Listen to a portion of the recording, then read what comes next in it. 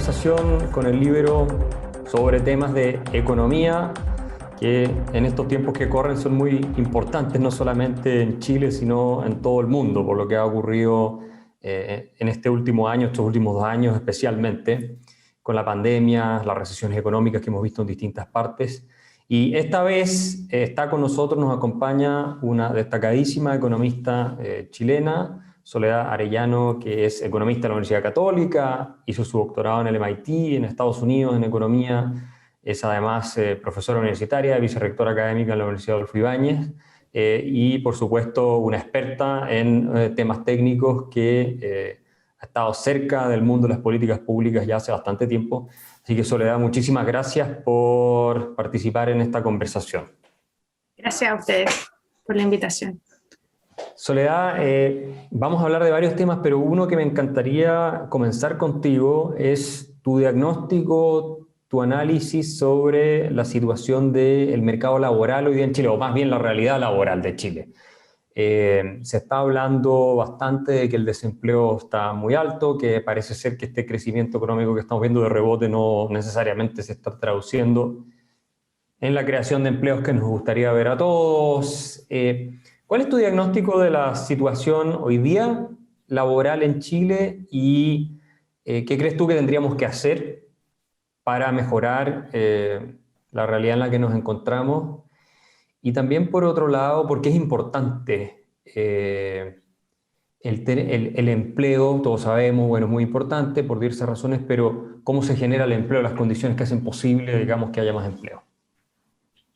Son hartas preguntas, si se me olvida alguna, tú me avisas. Quiero partir por la última, que es por qué es importante mirar el empleo. Yo creo que hay una razón macroeconómica y hay una razón microeconómica de por qué es importante mirar el empleo. La macroeconómica es, bueno, porque uno de los determinantes del crecimiento de los países es el empleo. O sea, en el fondo nosotros necesitamos de mano de obra. Si el empleo está deprimido, es difícil que los países crezcan. La teoría más básica económica dice que los países crecen en función de los factores que son el trabajo y el capital, ¿no es cierto? La inversión y el crecimiento de productividad, y es muy importante lo que pasa con el trabajo. O sea, si nosotros tenemos eso deprimido, es difícil que nosotros podamos cumplir con las metas que nos hemos puesto. Pues podemos profundizar por qué nos importa el crecimiento, pero ese es un primer motivo de por qué nos preocupa el empleo. Hay un segundo motivo que es más de tipo microeconómico y que tiene que ver con que el empleo es la forma como las familias generan sus ingresos, es la principal fuente de ingresos de la familia, y es de alguna manera la forma como las familias perciben también lo que está pasando en la economía, reciben el fruto del desarrollo que están teniendo los países, es una forma como se incorporan a la vida económica del país, es la manera más tangible, la manera más concreta que tiene el ciudadano común y corriente de incorporarse y de participar del proceso de desarrollo de un país. Y por eso es que yo creo que más allá de muchas cosas que uno puede hablar de la generación de ingresos, que a veces te hablan del match, de la capacitación, de no sé qué, yo creo que hay una cosa que es de que si nosotros queremos que los ciudadanos se empoderen y que se apropien del proceso de desarrollo en los países, eso tienen que hacerlo a través del empleo, es la vía más importante para que lo hagan. Cuando yo estaba en el Ministerio de Desarrollo Social, una de las cosas que hablábamos era que lo que nos importa en términos de la superación de la pobreza era que las familias pudieran superar la pobreza de manera autónoma.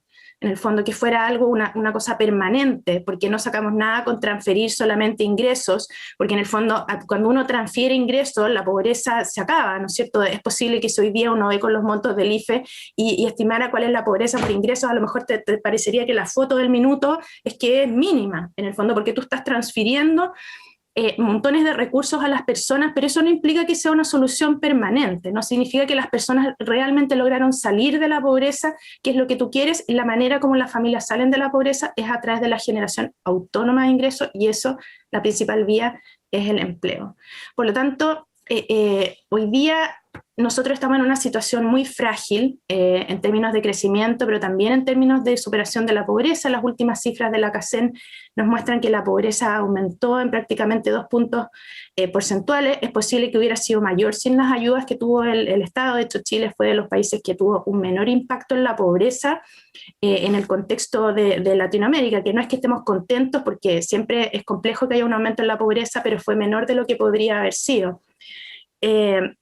Y en ese sentido, el desafío que tenemos es que no vamos a lograr que las personas hoy día superen, que el día de mañana cuando se acaben estas transferencias, que en algún momento se van a tener que acabar, no podemos rebotar en términos de pobreza con todo el problema social que eso tiene. ¿Cuál es la situación que yo veo hoy día del empleo? Yo veo dos cosas, hay una cosa como que puede ser coyuntural de corto plazo y una más de mediano plazo. De corto plazo, por lo menos yo estoy muy preocupada por el rezago que ha tenido el empleo en responder al crecimiento. Nosotros estamos hoy día en niveles de producto, en el fondo, que nos llevan a lo que estaba un poquito antes del 2019, antes del estallido social. O sea, no es que estemos fantásticos, pero por lo menos hemos logrado recuperar este gran bajón que tuvimos en este periodo, pero en términos de empleo seguimos con 1 millón menos de personas trabajando. Y eso implica que hoy día estamos produciendo más o menos lo mismo que antes, pero con mucho menos trabajadores, lo que nos hace pensar que la recuperación del empleo puede ser muy lenta. Y eso es preocupante, en el fondo, por todo el impacto social que esto puede tener en el mediano plazo. ¿Cuál es la preocupación que va un poquito más allá y saliéndonos de la coyuntura específica, que es que hoy día está costando mucho, en el fondo, que recuperar los niveles de empleo que teníamos antes? Es qué es lo que está pasando con los empleos de calidad. Y aquí no quiero irme al eslogan de empleos de calidad, así como que a veces salen en las campañas políticas, sino que me refiero más a cuál es la capacitación que hay de ese capital humano, de todos esos trabajadores, y de qué manera hay un match entre cuáles las capacidades que tienen las personas que van a buscar trabajo con los requerimientos que están teniendo las empresas. Y todo hace pensar que toda esta transformación que se aceleró en este periodo de tiempo puede haber resultado en que las brechas entre lo que necesitan las empresas y el capital humano que tienen los trabajadores haya aumentado. Y eso creo que también es una complicación en el mediano plazo. O sea, que falta que estén más calificados, por decirlo de otra manera, para que puedan Claro, falta calificación, pero no solo más calificación, sino que además es una calificación en línea con lo que las empresas están requiriendo. En el fondo es posible que antes uno haya tenido ciertas capacitaciones en oficios o ciertas capacitaciones, incluso tecnológicas, que hoy día ya el mundo cambió y se necesita otro tipo de cosas. Y eso es algo que no se solucionan tan rápido. O sea, la capacitación no es como de un día para otro que tú capacitas a las personas y pueden entrar, sino que requiere cierto tiempo. Y eso puede hacer también que la recuperación del empleo se alargue un poquito más. O sea que hay un factor más bien estructural, si uno quiere, que tiene forma de ser corregido con esta capacitación que toma más tiempo, pero ¿qué políticas públicas o laborales crees tú que serían buenas para acelerar el proceso de recuperación del empleo y también desde el punto de vista del bienestar económico general del país? ¿Qué te parecen ideas como reducir la jornada laboral a 38 horas que están planteando algunas personas y cuestiones de ese tipo?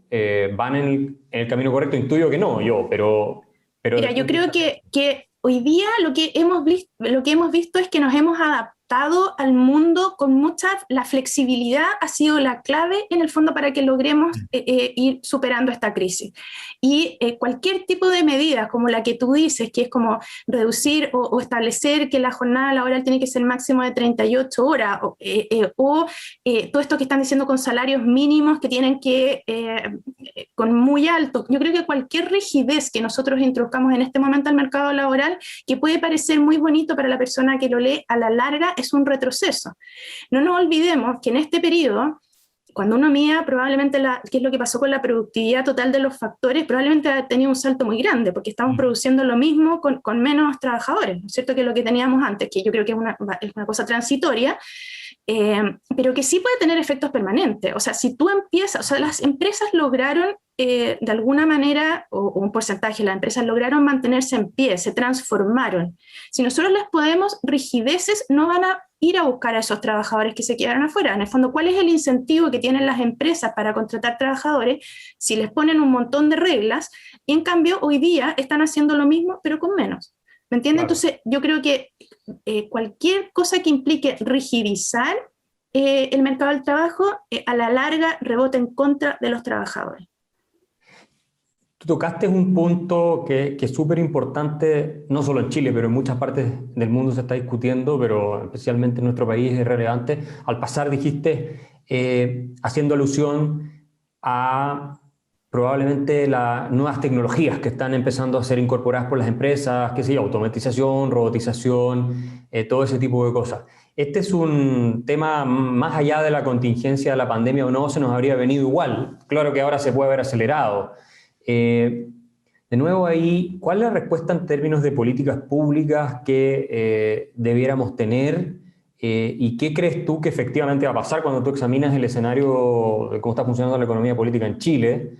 Parece ser que las ideas, como tú dices, que están proponiéndose no tienen nada que ver con esto y están un poco, algunas al menos, trasnochadas, por decirlo menos. De mediano a largo plazo, de aquí a pensando Chile a los próximos 10 años, 10, 15 años, más allá de lo que pase con la Constitución o no, pero este fenómeno que está cada vez más acelerado, que es el de la robotización, automatización, todo eso, nuevas tecnologías. ¿Cuál es el escenario que tú avisoras para Chile en los próximos 10 años si nosotros no reaccionamos como debiéramos hacerlo? O sea, lo primero es que yo creo que la transformación digital llegó y claramente se aceleró. O sea, y no quiero decir solamente la transformación digital, sino que es la transformación del proceso productivo. O sea, todo lo que es la automatización, o sea, yo creo que eso ya estamos en otra, es lo que nos pasó a nosotros en las universidades, por ejemplo. Nosotros teníamos planes de tener clases online y teníamos como el piloto de la ayudantía online, y hoy día tengo todo online. Claro, o sea, en el fondo todos los procesos se aceleraron mucho.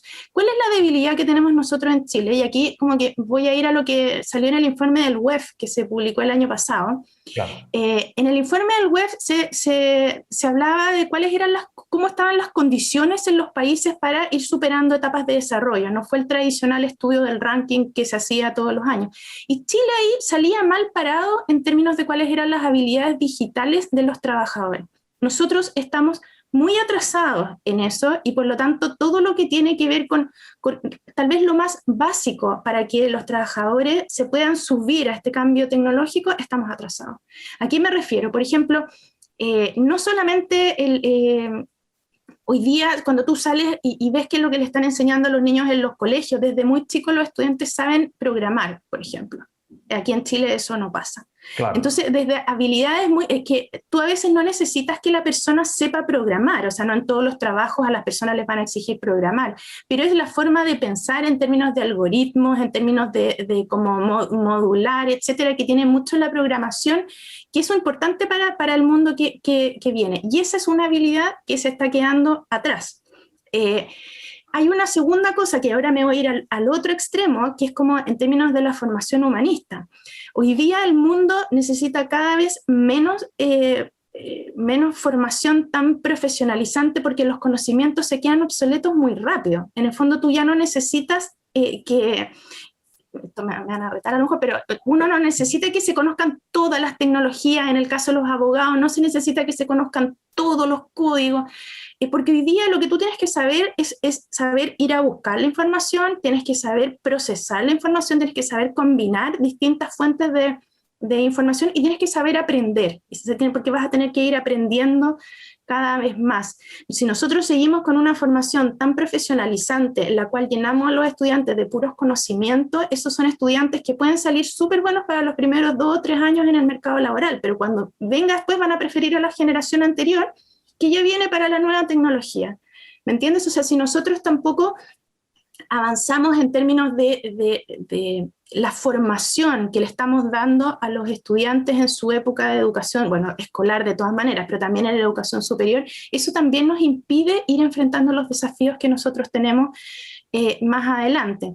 Y claro, tú me podrías decir ya, pero eso está bien para los que están hoy día en la universidad o para la generación que tiene entre 20 y 30 años, una cosa así. ¿Qué pasa con los que tienen sobre 30, que en el fondo ya no están en esa etapa? Ahí entra otra arista que tiene que ver con la capacitación. En el fondo, y yo creo ahí que es importante ir generando programas de capacitación para reconvertir a la fuerza laboral en Chile. O sea, yo creo que ahí vamos a tener que hacer un esfuerzo. Yo sé que montones de veces, o sea, desde que si uno mira los programas de gobierno, así como muchos hacia atrás, todos hablan de que vamos a reformar el CENSE y los programas de capacitaciones, y como que aparentemente nada de eso ha funcionado muy bien. Y por lo tanto, ahí hay un desafío de repensar cómo vamos a hacer eso. Yo tiendo a pensar, pero esta es una idea que habría que probar, que probablemente es el empleador el que mejor puede capacitar al trabajador, y a lo mejor hay que moverse el foco de no tantos centros ofreciendo, vía Sense, ofreciendo estos cursos y estas cosas que a lo mejor no es lo que el trabajador necesita, sino que generar espacio para que sean los empleadores los que puedan abrir oportunidades de capacitación para los trabajadores. Pero ahí estoy hablando en voz alta, creo que eso es lo que habría que estudiar. Un concepto que tú mencionaste, el WEF, bueno, el World Economic Forum, que emite este informe de competitividad global, ¿cierto?, regularmente. Mucha gente joven, estudiante universitario, incluso que están saliendo del colegio, va a ver esta entrevista. Y hay un tema que a mí siempre me ha preocupado. O sea, tú estás hablando del tema de las tecnologías y la educación que sea lo más versátil posible, que se pueda adaptar al mundo que cambia tan rápido. Un tema que sería...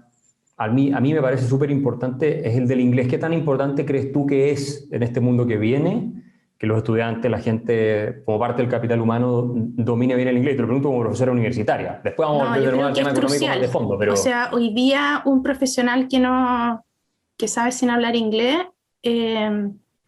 no quiero ser demasiado dura, pero es como no saber leer. O sea, creo que es uno de los conocimientos mínimos que tiene que tener un egresado. ¿Y por qué te lo planteo de esta manera? Porque hoy día la educación es global.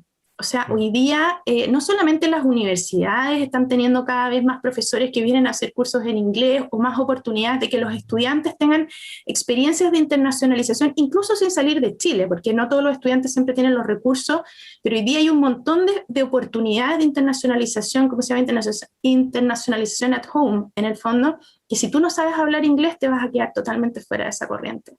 Claro. Hoy día yo quiero decir que a mí me parece que inglés es como lo mínimo mínimo, pero el inglés del futuro va a ser la programación. O sea, yo creo que hay que saber programar. O sea, yo creo que todo esto, allá hay montones de cursos gratis en internet. Si uno se mete, hay cursos de MIT, hay cursos de Stanford, hay cursos de montones de cosas para aprender a programar, y yo creo que esa es una capacitación que tienen que tener todos. O sea, creo que hoy día hay que empujar eso, porque de verdad la programación va a ser el inglés del futuro. Eso está muy claro, y es muy bueno decirlo acá porque lo vamos a difundir mucho entre todos los que nos están viendo. Un tema que conversábamos poco antes de entrar a la entrevista, y tú mencionabas, bueno, que es importante explicar por qué el desarrollo económico, el crecimiento de la economía, debiera ser una de las prioridades que tenemos como país. ¿Por qué no nos explicas? Para muchos de nosotros es obvio, pero por lo que estamos viendo en la discusión pública y política en Chile, parece no ser tan obvio. ¿Por qué importa el crecimiento de la economía? ¿Por qué es relevante desde el punto de vista también de la agenda social? Porque muchas veces se dice, no, que el crecimiento, que beneficia a unos pocos, que se hacen ricos, el resto queda ahí. ¿Y qué crees tú que debiéramos tomar como medidas también de política económica para retomar esa senda? Entonces, lo uno es explicarle a la gente, oye, esto importa por tal y tal razón, y lo otro es nuestra clase política, dirigente, qué decisiones básicas o políticas públicas económicas debiera tomar para retomar también esa senda de desarrollo económico, que estamos más o menos al debe. Mira, lo que nos ha pasado en los últimos años es que como que palabras que antes eran como que las valorábamos bien, hoy día son como malas palabras, parece ser garabato. O sea, uno hoy día habla de crecimiento y como que uno es como economicista, y que eres economicista es como que no te importan las personas, solamente te importa la plata. Eso es como que cuando yo digo esto, es como que te dicen, no, es que tú eres economista, solo te importa esto. O sea, eso no es efectivo, es lo mismo que pasa con la focalización, además. O sea, la focalización hoy día también es una mala palabra, cuando yo creo que está totalmente asociada a la justicia, por ejemplo. Claro, claro. Pero en el caso del crecimiento, hoy día las personas, y yo creo que a lo mejor en esto hemos fallado nosotros en comunicarlo, pero las personas tienden a pensar que a uno solo le importa cuánta plata se produce, cuál es el nivel de producto, etcétera, sin entender qué es lo que hay detrás de esto. Y al final, ¿qué es lo que hay detrás de esto? El crecimiento es como el porte de la torta que a mí me toca repartir. O sea, yo cuando trato de, como, si yo quiero comerme un pedazo más grande de la torta, o por lo menos quiero tener la posibilidad de comer un pedazo grande de la torta, necesito que la torta sea grande. O sea, ese es como, en el fondo, si nosotros no tenemos crecimiento, todo lo que queremos en términos de requerimientos para disminuir la desigualdad, para superar la pobreza, para financiar las pensiones, para financiar no solamente eso, que es pura plata, para financiar tener buenos barrios, para financiar las plazas, para financiar el mayor costo que puede significar proteger el medio ambiente. Para eso necesitamos tener recursos, para eso necesitamos tener una torta que financie eso, y si nosotros no tenemos crecimiento no hay torta. En el fondo no hay inclusión sin crecimiento, tampoco hay crecimiento sin inclusión, creo yo. No hay desarrollo sustentable si no hay crecimiento. No hay desarrollo integral en el cual nosotros aspiramos a que las personas tengan una buena calidad de vida, no solamente en términos económicos, sino que en un concepto mucho más amplio, si no hay crecimiento. O sea, esta como dicotomía que como que a veces se dice que a ti te importa el crecimiento y no te importa el desarrollo, o sea, eso no es cierto, no hay desarrollo sin crecimiento. Y eso es algo que nosotros hemos sido muy malos, que nos hemos equivocado porque no hemos sido capaces de transmitir eso. ¿Y qué es lo que pasa hoy día? Que hoy día llegamos a puras soluciones fáciles. Entonces dicen, no, uno dice, oye, pero es que queremos financiar la reforma a pensiones, queremos financiar las transferencias monetarias, entonces hay que sacar recursos a alguna parte. Y siempre sale uno que dice, bueno, subamos los impuestos. Claro. Pero subir los impuestos implica que alguien tiene que generar esos impuestos. Y esos impuestos que alguien genera vienen de una actividad y alguien tiene que haber generado, alguien tiene que haber producido esa actividad, alguien tiene que haber hecho esas cosas. Y eso es crecimiento. Por lo tanto, si nosotros hoy día no tenemos crecimiento, podemos tener los impuestos más altos, igual no vamos a financiar, no vamos a recaudar nada. Y si no recaudamos nada, nada de los otros requerimientos que tenemos van a poder cumplirse. Por lo tanto, hoy día el crecimiento es el crecimiento, quiero decir así como súper directo, el crecimiento económico, incluso sin apellido, es una condición necesaria para tener un desarrollo inclusivo, para tener un desarrollo integral, para poder tener un desarrollo en que se reduzca incluso la desigualdad. O sea, una cosa tiene que ver el crecimiento y otra cosa tiene que ver con cómo se distribuye después lo que genera. Tú me estás diciendo que el crecimiento importa para la desigualdad. ¿Cómo es esa relación? Explícalo, porque normalmente a uno cuando defendemos el crecimiento te dicen, pero tal vez vamos a ser más pobres pero más felices. Hay un candidato presidencial que dijo eso. O la desigualdad es peor, es mejor que todos tengamos menos, pero no seamos tan desiguales. En fin, hay distintas visiones respecto a esto. ¿Por qué importa el crecimiento para la desigualdad? Parece obvio para gente que está en este mundo discutiéndolo, pero para muchas personas que ven esto, sobre todo, insisto, gente de la universidad, tal vez no necesariamente es el imperativo moral. A ver, tal vez el punto que me gustaría como destacar en esto es que yo creo que hay una relación directa y que no tiene como desvíos entre lo que es el crecimiento y la superación de la pobreza. O sea, yo creo que eso debería ser, es como una relación directa y el crecimiento contribuye totalmente a la superación de la pobreza.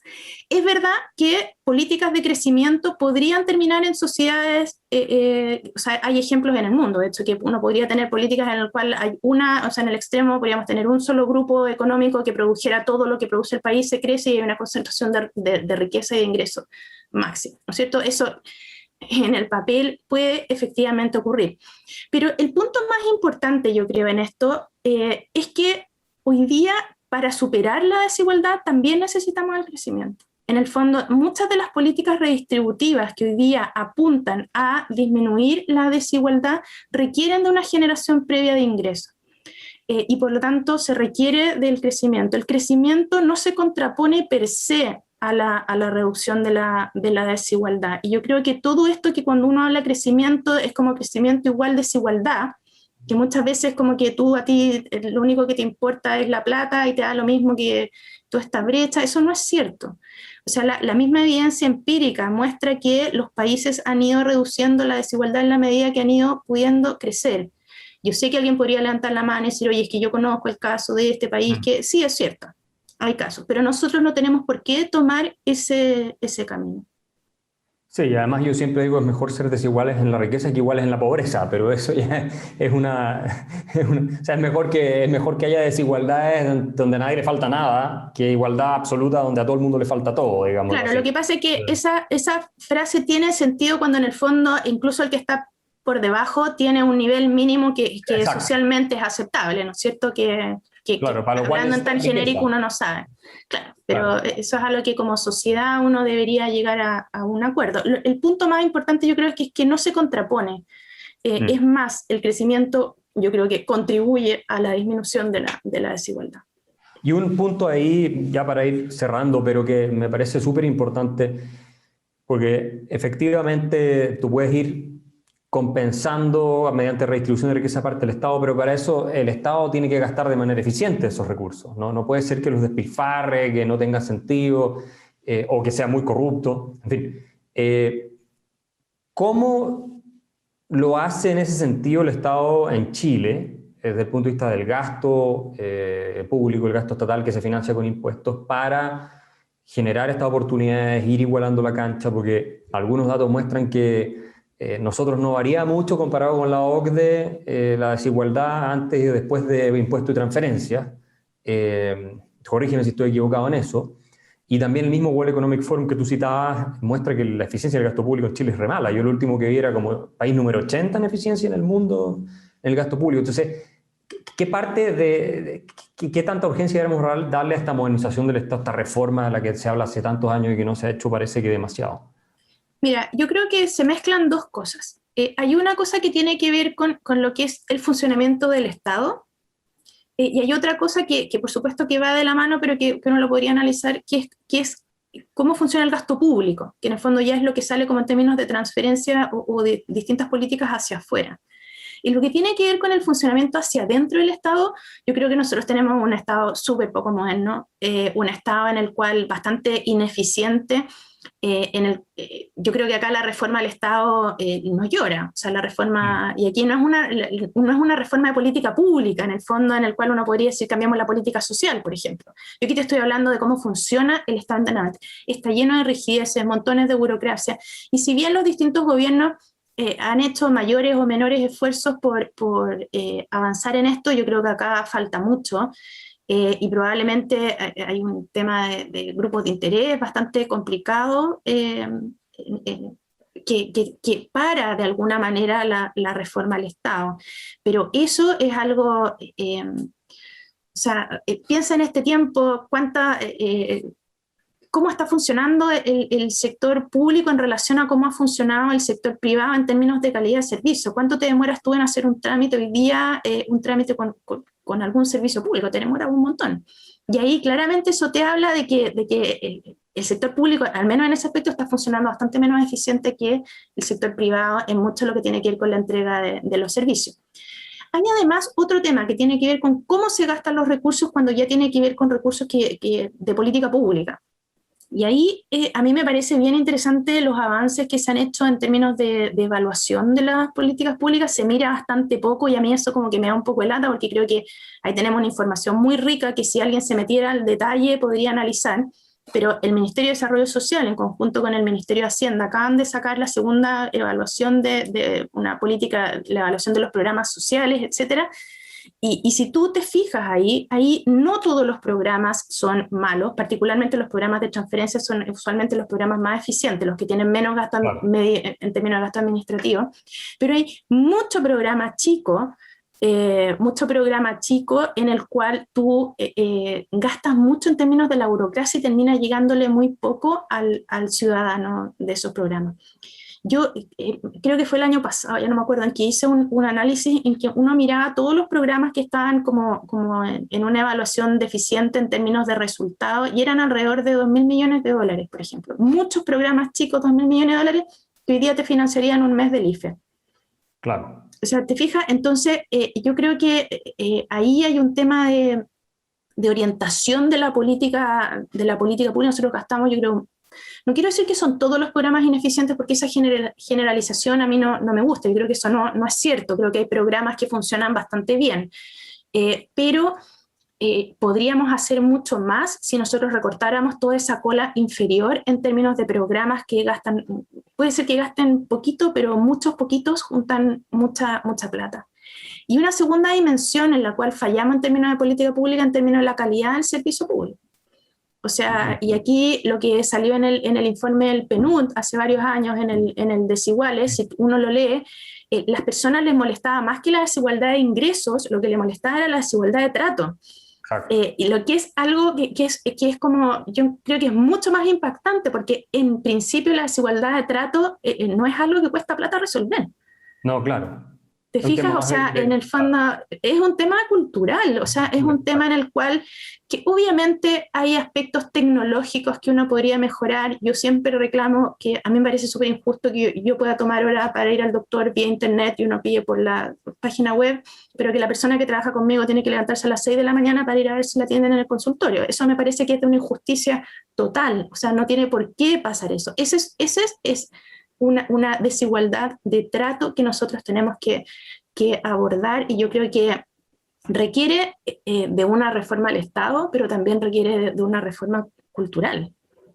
claro, pero en el Estado vaya modernizándolo, eso no debería ser tan difícil de resolver. Y ahí hay otro punto, ya vamos cerrando, el del gasto focalizado. ¿Podrías explicarnos brevemente por qué tú eres partidario, si te entiendo bien, de focalizar el gasto en vez de hacer gasto universal general? Para mí es bastante obvio, pero tú eres una experta en estos temas, entonces es Mira, importante que la yo gente creo lo que uno conozca. tiene que distinguir cuáles son las circunstancias, ¿ah? O sea, porque no quiero entrar aquí a la coyuntura de si el IFE debería ser universal o No, no universal, claro, que claro. quiero hablarlo como en términos generales, pero el punto Sí. es el siguiente. O sea, si yo tengo 1.000 pesos, es distinto repartir 1.000 pesos entre 100 personas que repartir 1.000 pesos entre 10 personas. O sea, eso es matemática pura.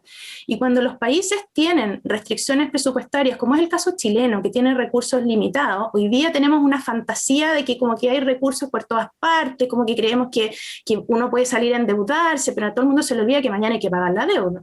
O sea, esto cuando a uno le llega el sobre, me llega y me dice, usted tiene un crédito preapogado por no sé qué, y yo le digo a mis hijos, o sea, esto es mentira, si pues después tengo que pagarlo, no saco nada con que uno te den esto. Esto es lo mismo que nos está pasando a nosotros. Tenemos una falsa sensación de que hay muchos recursos disponibles y que por lo tanto podemos simplemente gastar.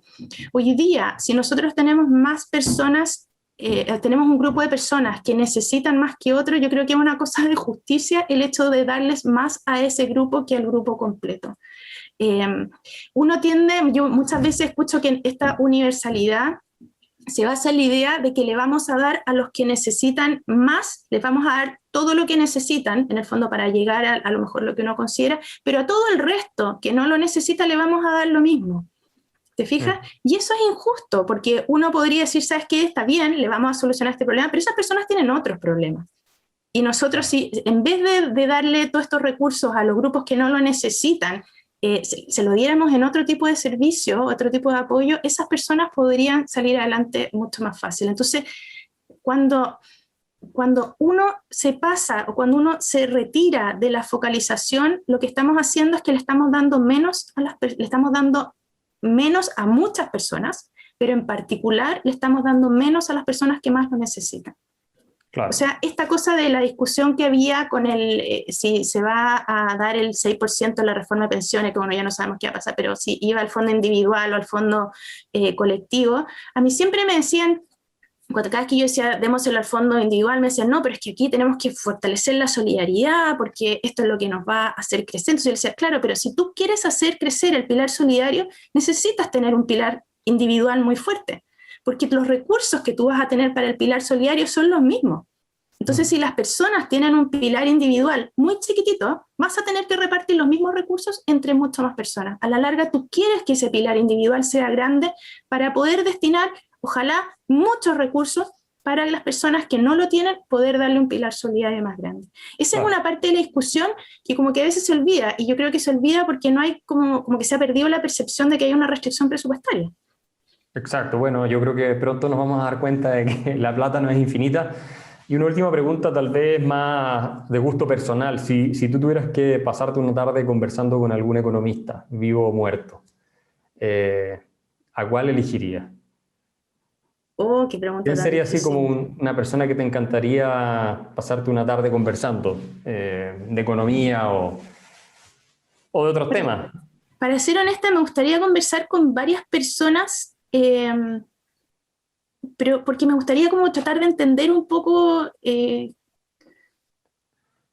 Su filosofía, su su... filosofía. O sea, por ejemplo, esto puede ser atroz, pero me gustaría conversar con Marx, por ejemplo. Claro, por supuesto, sí, ¿por qué no? Porque me encantaría como que uno lo lee cosas que como que no me cuadran y me encantaría como como entender qué es lo que hay más allá, que como que uno no es capaz de ver. Creo que como que me iría más con personas que piensan muy distinto de lo que Claro, pienso yo para como entender un poco más qué es lo que hay detrás de lo que ellos dicen. claro. Y eso es lo que te permite también fortalecer después tu propia posición Exactamente. eventualmente.